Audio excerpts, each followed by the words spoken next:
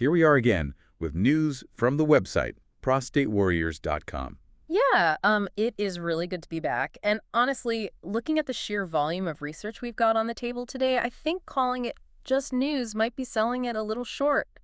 I mean, it certainly feels that way. Usually when we sit down and do a deep dive, we're talking about, incremental gains. Right, right. Like a pill that's maybe 5% better than the last one. Exactly.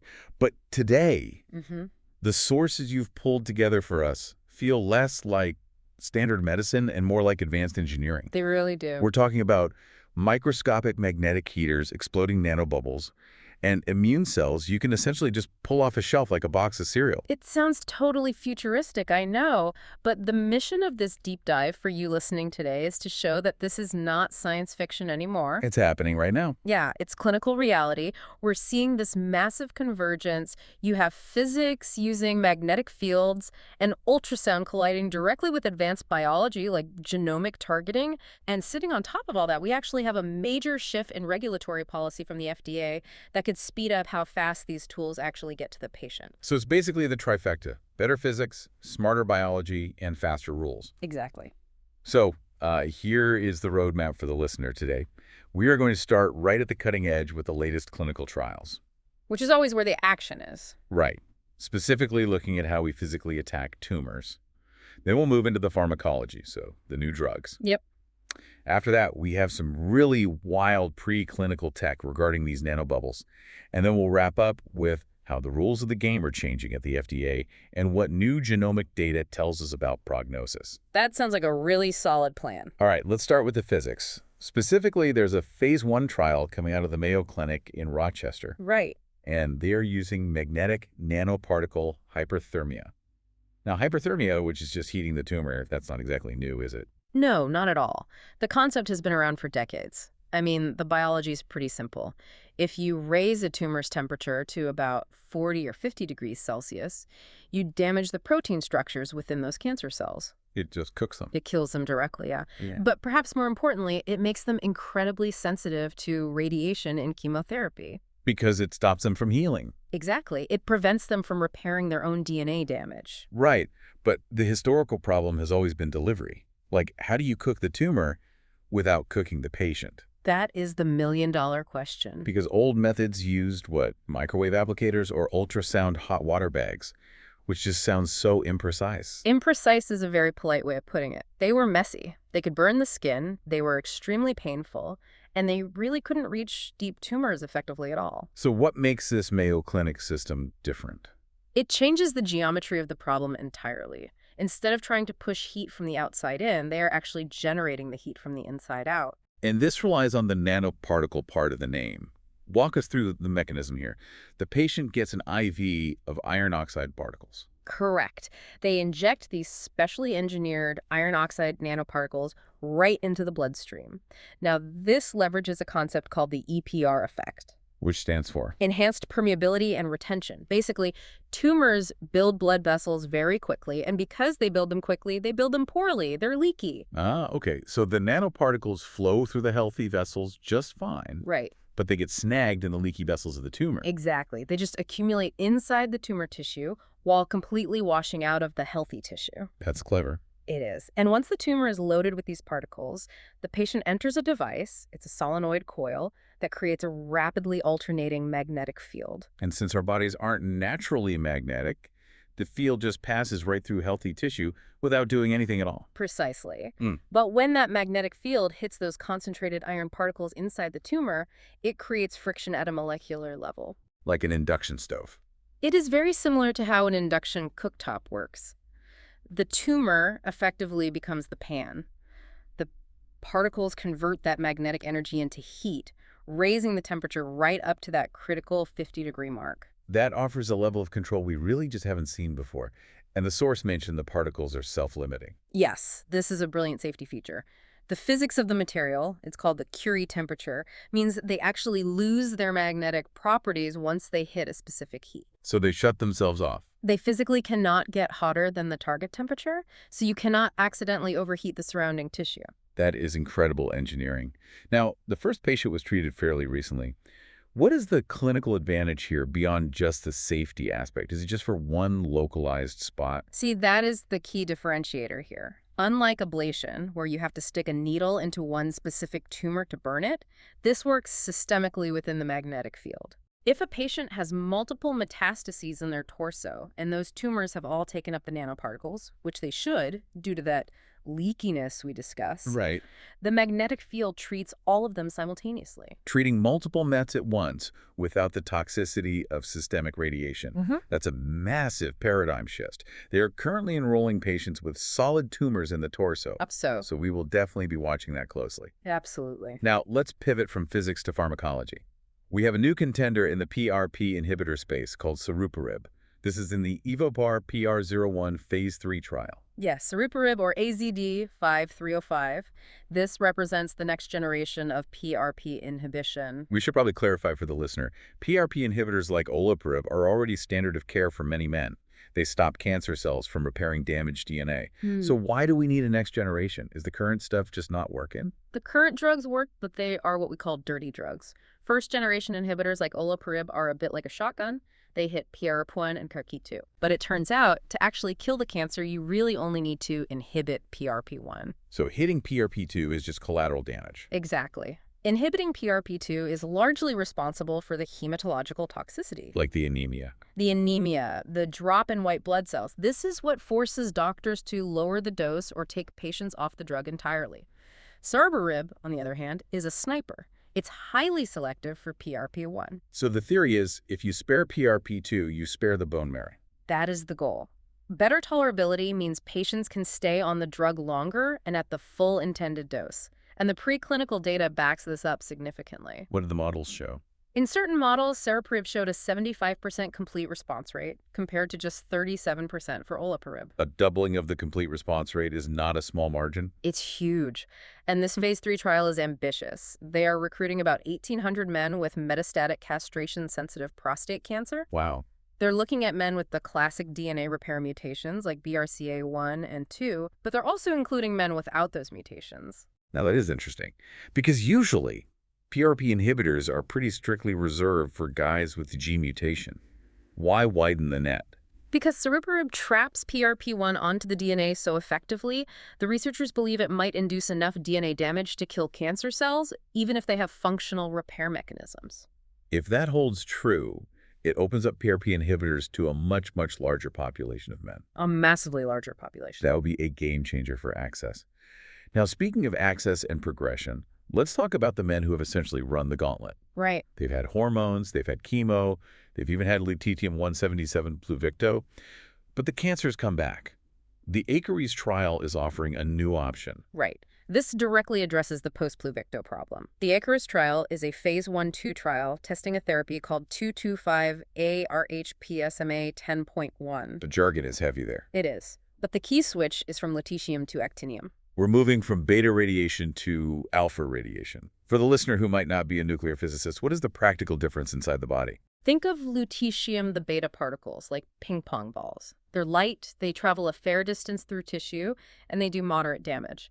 They rely on creating a lot of single-strand DNA breaks that the cell eventually struggles to fix. And actinium. Actinium emits alpha particles. These are like bowling balls. They are much, much heavier and carry way more energy, but they travel a very short distance. Offshore. Only about 50 to 100 micrometers, which is just a few cell diameter. So it's a much more destructive blast, but contained in a way tighter radius. Precisely. Because the force of the hit is so high, it causes double-strand DNA breaks. These are catastrophic for the cell. Harder to repair. It is very hard for a cancer cell to repair a double-strand break.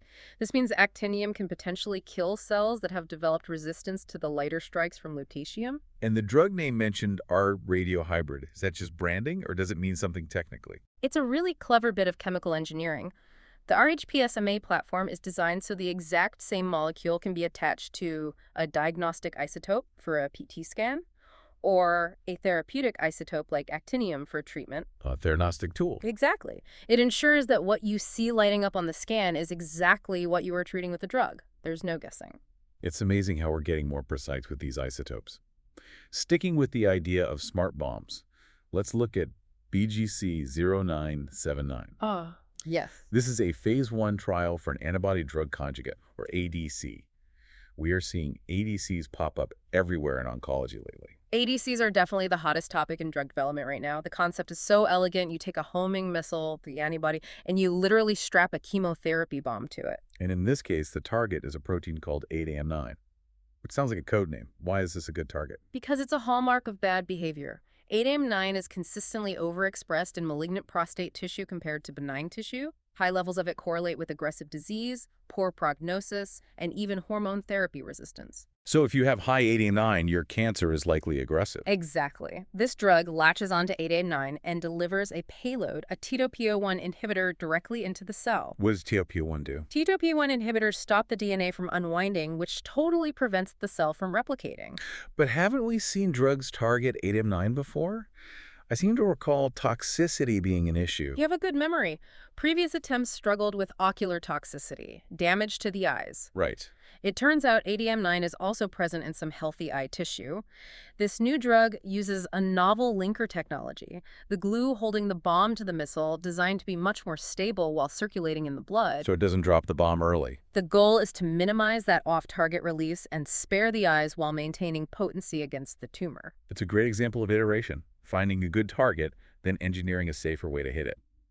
Okay, next up on the trial list is SHR-4394. Yes. This is a phase 1/2 trial exploring CDK4 and 6 inhibition.